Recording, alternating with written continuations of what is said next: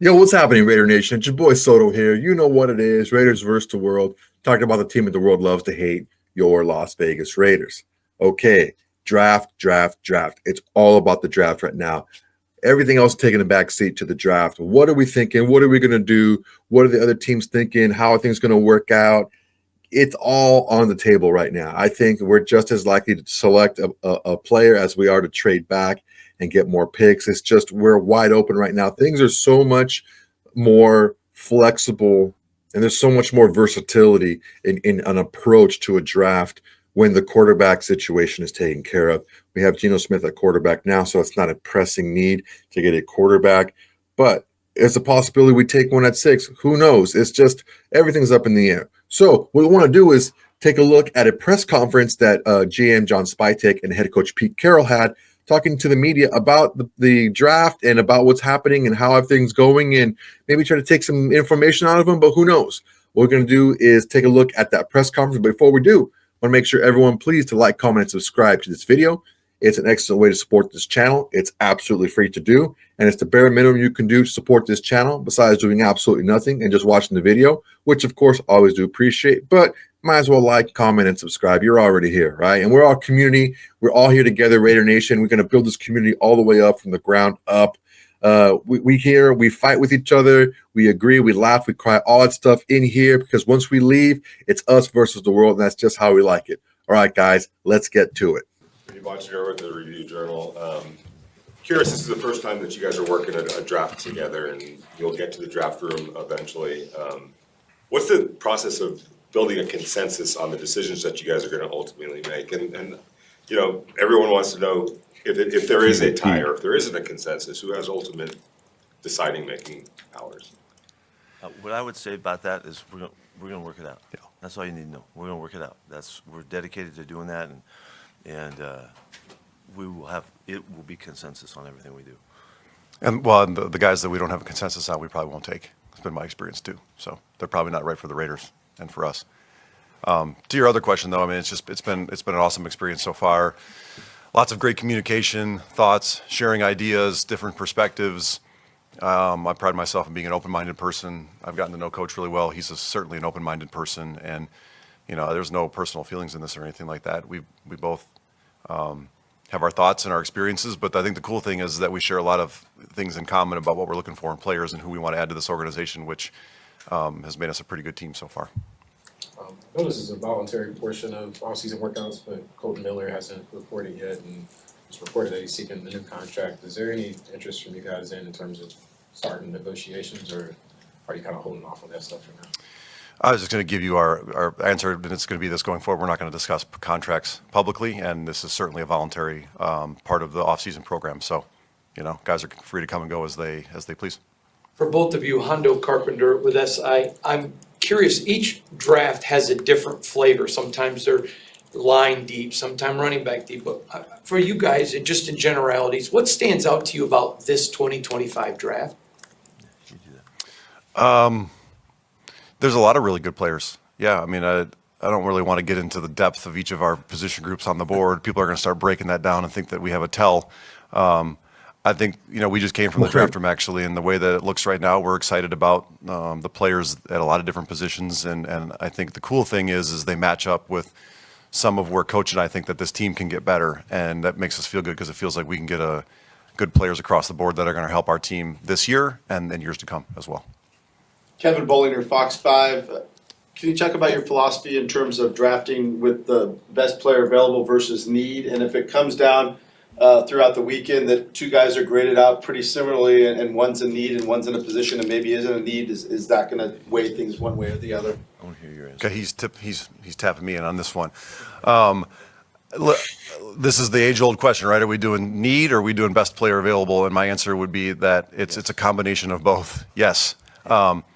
We're going to make the best decision for the Raiders, and certainly we have to take into mind places that we feel like we're not as deep at certain positions, and also we have opportunities to add really good players too, whether we think we need that player or not. You know, my experience kind of is two things. If you start forcing players because you need them, you end up regretting that, and you also can't have enough good players at certain positions too. So sometimes what isn't feel like a need right now becomes a need after one or two injuries during the season, and then you're thankful you took this really good player. So, you know, at the end of the day, we're going to kind of combine all of that along with character and injury data, and we're going to have a cool stack set up, and we're going to pick the best player available for the Raiders whenever we're up to pick. Case Kiefer, Las Vegas Sun. John, I think one of the other times you talked to us, you talked about the importance of understanding the value of positions, part of your philosophy going into a draft. How fluid is that year to year based on what's going on in the NFL, or how much is that set in place based on your past? Well, I have my biases, I think, in positions that I like. I know he does too, and they actually end up matching up pretty well. Listen, I think we all have an idea of how we feel like the best to build a football team and where you start and what you do and where you go from there. But you have to take into account who you have on your team and are they going to be here, you know, 2 or 3 years down the line. You know, there's no easy answer to that question. I don't think there are more, you know, I mean, there's players at skill positions that touch the ball every play and you have to value that in. But if you can't protect the quarterback or affect the quarterback, then they don't really get a chance to make plays on it either. So, you know, there's a million different ways to do it, which is why I think it's so interesting and so many people enjoy it. And there's a lot of ways to do it. Yeah, we certainly want to be subjective and, you know, and weigh it all the way to the end in the moment that we have to make our pick, and use all of the thoughts. You know, we're trying to incorporate all of the wisdom we can muster, you know, from all of our peeps that are working with us. We got a ton of information all our coming peeps, in and experience and all of that. So I don't know that we would ever say, you know, it's all this, it's all that at any time. We want to be wide open as much as possible and make great decisions.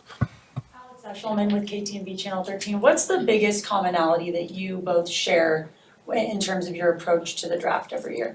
We love the Raiders. Yeah, we love the Raiders. Attaboy.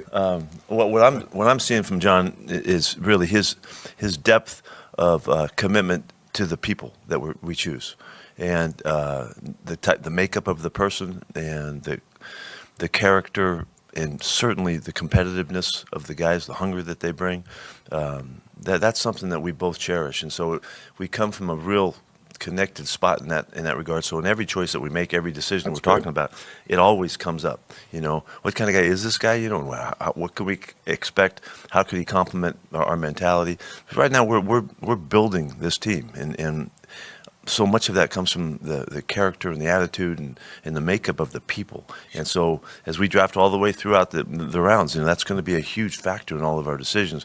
And we're really connected in our thinking in that regard. So I know we both feel very comfortable about going into this because we know we have that kind of baseline that we're starting from. So I would just add to that too, just the competitiveness. That's the person. But when I think about the kind of player that we need to bring into this program to give to the coaches and what I've seen from Coach and his staff already, there needs to be a passion and a competitive drive that is going to be paramount to people's success in this. And if they don't have it, then they won't last here very long, in my opinion, from what I've seen and what I know. And we have to demand that, because otherwise we're not doing our jobs as scouts and as a personnel department very well, because we're setting them up for failure. Because I don't think it's fair to ask Coach and all his staff to try to pull the competitiveness out of them every day. The players have to be willing to give it, and then it can be, you know, exponentially grown over time. The Las Vegas Review-Journal. I just want to follow up on that, John. Ashton Jeanty actually said in an interview the other day that he thought you guys were looking at character more than maybe even other teams were, and that you guys valued that. I guess, is that maybe the art of scouting now, where everybody knows the same numbers, everybody has all the same, you know, information on guys, everybody has the same tape, but that's the art of maybe learning a guy? I think there is an instinct and a nuance to it for sure. And every year I go, you know, through another draft process between the combine interviews and the player interviews and the top 30s and all of that. I feel more convicted and confident in knowing who that person is sitting across from me, even if it's only a 15 or 20-minute meeting. And again, I've talked about it before in Tampa, where I felt like we got really good was we matched the quality tape up with the quality person. And whether or not other people think that we drafted guys a little bit too high, I think the proof was in the pudding that those were the guys that we built that program on. And I think it's going to stand up here too, because we're demanding it. And, you know, Coach just talked about it, and we will be, our fate will be the kind of person that we bring into this organization, from coaches to scouts to players. And I think we're silly if we don't demand that there's a high level of commitment to football and being a good person to go along with that too. Love of the game. Love of the game. I don't think it's too hard to ask those two things. You just got to know where to look and how to find it. Levi Edwards, Las Vegas Raiders. On the back end of that question, Ashton Jeanty, a couple of prospects were talking about their top 30 visits and kind of things that you did outside of the building in terms of kind of gauging, doing Topgolf and things like that. Do you think things like that are important to kind of also gauge someone's personality of who you're drafting, but also gauge their competitive spirit? Well, I would say that the more situations that we can put guys in, and the more opportunity we have to see them in different lights and all, is high value. And so, we would try to be real creative with that thought while they were here, and in the questions that we ask and what we're digging, at them to reveal, and so that we can just get enough info to have the kind of gauge that we feel really good about. And sometimes you feel better about some guys than others, and some of it has to do with the openness of the player. We try to give them an atmosphere where they feel comfortable, and so that they'll feel free and allow a little bit of vulnerability to be shown, and all that. So, but it's hugely important that we get at the answers. But we don't always get them, but we're digging for them. In the modern NFL, I know it's become kind of looked down upon to take running backs high in the draft, but I think you've seen Ashton Genty get talked about in that top 10 by pretty much everybody who's putting together mock drafts. What do you think about him in particular makes him so special to where he might be careful warranted one of those picks? I'm going to be careful about talking about any specific player, but more broadly to the running back question, we just saw Saquon Barkley just change the Eagles in one year. Now they had a great team around him, and it was adding an elite player. And I think when you sit where we sit, the idea is to add elite players at any position. And There it is. I don't try to devalue any certain position. There's times in games where there's nobody you'd rather have than the best kicker in the league too, right? In that moment. So there's certain ways to build a team, and I don't know where we got to a place where we don't feel like running backs are valued. I come from the University of Michigan to my core, and those guys were certainly really valued there. So it's hard for me to get away from that. Two Myers. New horizon, real quick, with NIL. We're a few years into it now. Have you guys noticed any kind of a change in demeanor in the players? And people talk about, well, there's going to be a sense of entitlement because they've already been paid. Have you guys picked up on it? Does it make it easier or harder to gauge some of the things that you guys What I would say is that we are looking for that factor, and trying to uncover the factor if it does exist. It's only natural to think that it would change some. Guys know that they can go from one school to the next, and it depends on how much they're offered and all that kind of stuff. That wasn't happening. That was not part of the equation. So it's certainly going to have an effect. I think more so as we go further into this, when you think about freshman and sophomore kids in high school getting offered deals, which is happening. That's happening. If you can, you might think we're stretching it. That's the real deal. Chip Kelly was out on the road, recruiting guys for Ohio State, and he was talking to kids who were freshmen and sophomores. And so that accumulative effect of being involved in that kind of decision-making in that kind of world has to have an effect in some way. And guys staying in school because they know that they can get paid, in that senior year pretty well, and they don't take a chance of going to the draft. That's just wasn't the way the mentality was built. So we have to be very open and investigative to figure this out and see what the factor is. I don't really like it, because for these guys, for these young kids coming up, that they have to deal with all this stuff, but it's real, and so they do, and so we'll find out the effect of it, in time. But we certainly are. I know I'm totally tuned into it, and I'm trying to listen for it, and see it. Carter Owen with the Raiders. I'm curious, if you guys do elect to take a player at 6, there's a lot of different directions you can go.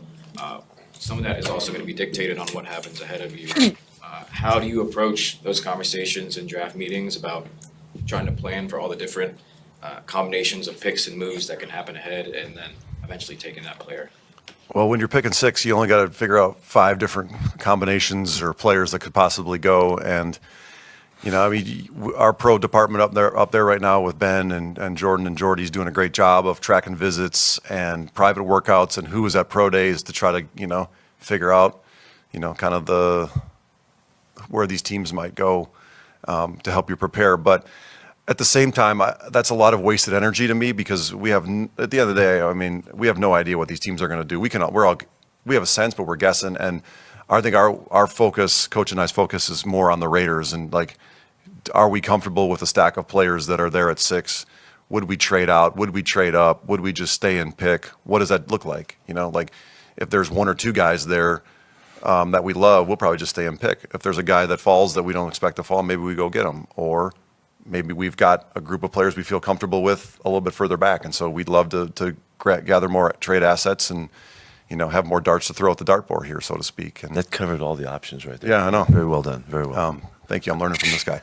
So, again, we're focused really on us at this point. The teams in front of us are going to do what they can do. We've got no control over that, and we better be ready to pick when we're up at 6. Q Myers, Raider Nation Radio 920. With the addition of Geno and the extension to Follow, how do you approach the quarterback position as it pertains to the draft? Remain open-minded, and anybody that can Pete help us in that is- position in particular is going to be. Look, Pete is just not. He doesn't want to be at this press conference. You could totally tell. He's like, dude, that question is just so loaded. And Pete Carroll can see the story coming out of a question. And he just wants to get right back to work. He doesn't want to be here whatsoever. It's pretty obvious.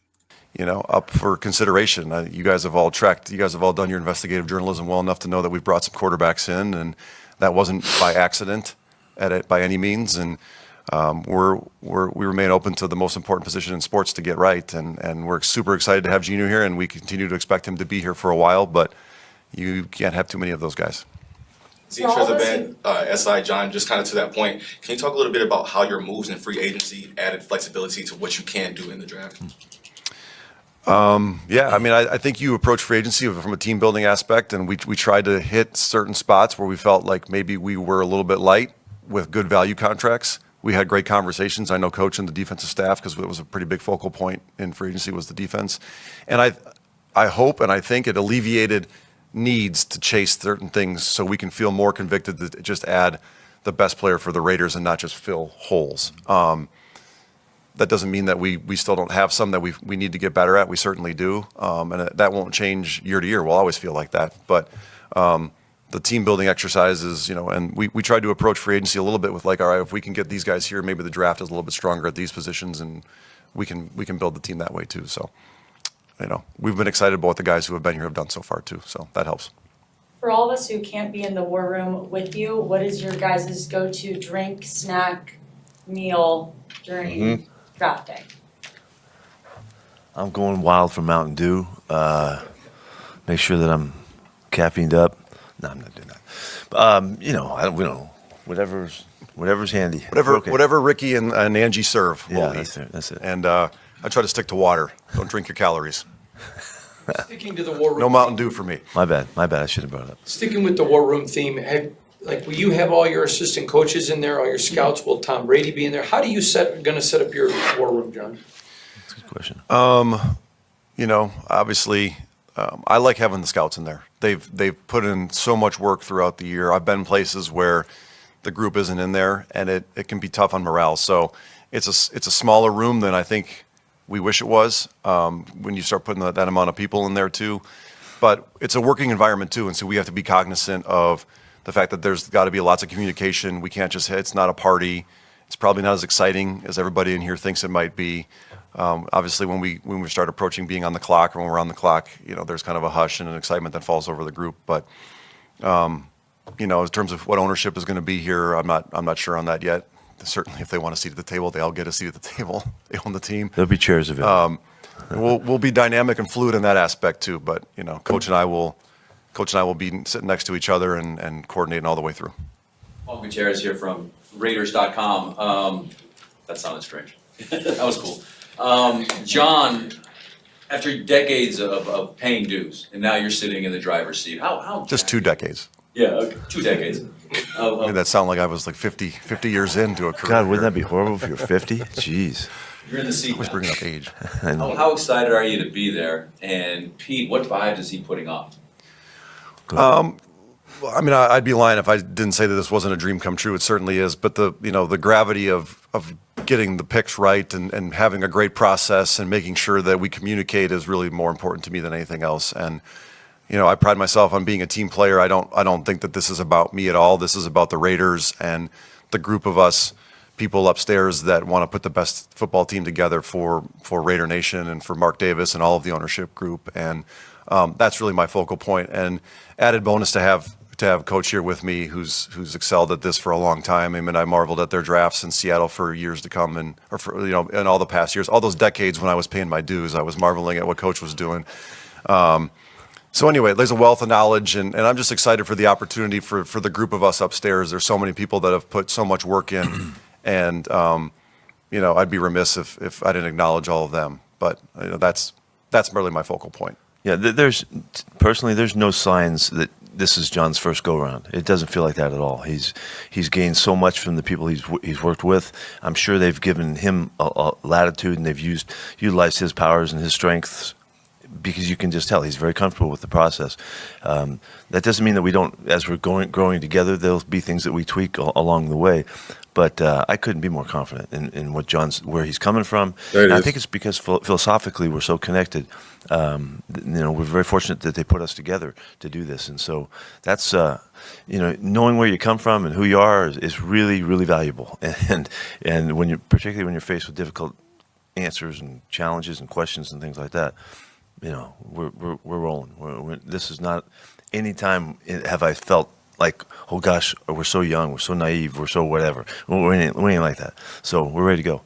John, you have mentioned sticking or picking or trading. Do you sense any appetite behind you for teams that might want to jump up and get somebody that they're looking? Well, Without giving anything. yeah. We can go back to Hugh's question. Who you picking? Who you picking? Yeah. – Well, if we stay, we'll pick this guy. Otherwise, we'd love to trade out. We'll consider all options. I mean, I'd love. We've got 9 picks, which is great. I'd be maybe more motivated to move out if we had 4, but we have 9. But if somebody wants to come offer us something great, we're going to consider everything too, and we certainly would be open to that. If you're asking, my phone hasn't rung yet, but it's only Friday, so. So, sorry, along those lines, like, Sorry, do you kind of get the sense? Did you start? I'm sorry. But I didn't hear. No, it's okay. You jumped over him. All right, you win. Along those same lines, like, do you get the sense there is going to be a lot of movement just in general, not from you guys? Like, is there a lot of teams that you feel might move? And then the other part is logistically, like, is it the general managers communicating? Is it staff communicating? Like, how does that kind of work? And how different is it draft night if teams are calling you, and then you're actually on the phone and during that process? I have the sense that maybe mid. I think that the top of 2 feels more like there could be some action up there. But listen, it only takes one team to get a run on a certain position started, and then everybody else goes, oh, well, we want one of those guys, we better go. And so the draft remains wildly unpredictable, which is why everybody loves it. And the staffs that are dynamic and navigate the changing landscape the best usually do the best. And, it's our first go-around together, but I feel confident in the process we have up top with the people that are helping and going to assist.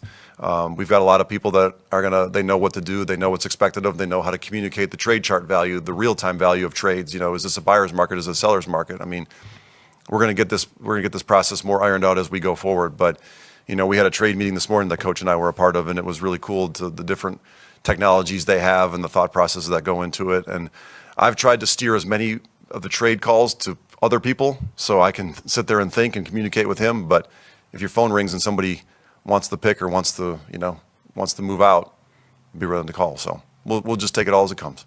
Basket by Hondo Havlicek. With your less than John's decades, I'm just curious, what is the biggest lesson you've learned, or maybe thing about the draft that's maybe you've changed your opinion on? Over trying is really a problem. You try too hard to make something happen that maybe isn't all justified. And that comes from wanting to fill holes and fill voids, and you overreach. And we don't want to do that. We want to be very composed about the decision making and not get all enamored with one person that's going to make the difference in the draft and all of that. We'd rather go about it in a very deliberate way and make our choices very clear and not get whacked out about any choice in any direction. For John, Go ahead. the draft is a culmination of years and years of the information gathering process. For these next couple of days, what do you want to prioritize with your staff, and what are you guys going to be focused on as you put the finishing touches on that process? I think that we feel pretty good about the players and where they're at on the board right now, and Coach and I will continue to tinker as we kind of whittle down here to the players that we would consider at certain spots. But I think the thing that we want to plan for is some of the strategy. You know, who would we just stay and pick? Who would be willing to move out for, but on a premium? Who would be willing to move out for? You know, just let's get out. You know, we feel like the value is further down the board. You can't predict all those different things, but I think if you've got kind of a set idea of how you want to do it, then you usually eliminate some mistakes, and you can kind of capitalize on some advantage or some potential quality moves there. I always think back to the trade when we traded out of 7 to 12 with the Bills, and I love the strategy of it. We had Vita Vea. We were going to pick Vita Vea at 7, and we had ironed everything out in advance. Turns out we should have stuck and probably picked Josh Allen, but we ended up with Brady, so it worked out okay. But we ended up vetting the whole thing out ahead of time and realizing, like, if it was Vita, we would trade, but we would demand a premium, and it was probably a team coming for a quarterback, right? We had talked through all the scenarios, and so we moved from 7 to 12 and got 2 second-round picks that turned into MJ Stewart and Carlton Davis, who ended up being a great player for us. So that strategy is, I think, what we want to work on, and as long as Coach and I are like in lockstep with, like, hey, it doesn't matter who calls, we're picking. Doesn't matter what they offer, or let's ride back 10 picks and see who's there. But because we're getting good value, we got to try to figure out those as best we can. We're gonna wrap it up with Q. I know it takes a couple of seasons to actually know the grade on a draft class, but is there a sense that you can get when the draft is over? Yeah, feels like we did a really good job. We did and accomplished what we wanted to get accomplished. Yeah, I think certainly that's the case. You know, you can feel like we have thoughts right now that things we'd like to get done, and if those things go bang, bang, bang, bang, and we're feeling really good about it, we're gonna be happy with the process. But then the proof is in the over time, and so we recognize that. But we'll be celebrating, when this happens, and be excited about it. Because of the process is such a challenge, and it's so much fun for us too, and all of the people involved. We'll enjoy the heck out of it, and then we'll see what happens, and we'll try to make it come to life and be really strong. There's usually 32 teams that feel really good about their draft after it, but when we get the right kind of people in here, I think you can feel pretty confident you did a good job, and so we're shooting for that this year. Yeah. Excellent. Thanks, guys. Thank you. All right, a couple of things here. You can tell that Pete Carroll's done this a few times because he already saw the whole story being written off of the question. And even at one point, I don't know if you guys caught this, at one point when they were asking about Ashton Genty, Pete Carroll looked over to Spytek and said, be careful here. Like, be careful what you say. I think that they did a good job of not really revealing their hand. It was pretty much what we thought it was going to be. They answered a lot of questions. There was a lot of, fluff and, coach speak and GM speak and stuff like that. But what I really took out of this is the fact that they're going to put their board together. And like I said, like I've been telling you guys all the way leading up to this, the arguments and the discussions are going to come building the board. Once the board is built, they're going to go off their board. Now, if something goes crazy and something is, people ahead of them get loopy and do all this crazy business, and there's something that's crazy that falls to them, yeah, of course. But the board is already set. A couple things, when Spytek was talking about trading back from 7 to 12, and they got a couple of second-round picks, there's a lot of things to look at when you're looking at a draft class overall. Is it top-heavy? Is it middle-heavy? That's one of the things that we've taken a look at here. This draft, I think, is very middle-heavy, and I was saying this in a previous video. There's usually the first 10 picks, and then there's 11 through 35-ish, 40, and then 40 to like 100, and then whatever after that, right? This is like 1 through 10 is like, there's like the elite players, but then there's like 11 through like 60, 75, 80 even. There's a lot, that whole group of almost the middle first round to like maybe even sometimes a second to third round. There's a lot of these guys are not very far apart. In the previous video of Sean Spytek, he talked about the difference, what's the overall positive gain if you take a player out in the first round at a position and a different player at the second round in that position. If you swap and get the second round player position in first round and the first round player position in the second round, what's the difference? What's the net positive going to be like? And a lot of this stuff is really, I wouldn't say it's straightforward, but it's very common sense like. And I think that a lot of the things that that Pete Carroll and John Spytek were saying was you can really overthink this thing pretty easily. And that's why it's so important to do all your work ahead of time and make sure that you have all your ducks in a row and make sure that you have everything lined up to know what you're going to do should certain things happen. Have your formula set for trades, and it's like John Spytek said, is it a buyer's market or a seller's market? If you want to trade back, what can you realistically ask for? What can you push for if it's a seller's market, you know? So there's a lot of things out there that these guys are really just in tune with. I think that that's one thing that I really am very comfortable with, is the fact that these guys are working together and there's not a lot of infighting, there's not a lot of headbutting. There's discussion, but there's also a lot of continuity with the decision making here. All right, guys, that's my time. I want to make sure everyone please like, comment, and subscribe to this video. It's a great way to support the channel. It's absolutely free, and it's the bare minimum you can do to support this channel besides doing absolutely nothing and just watching the video.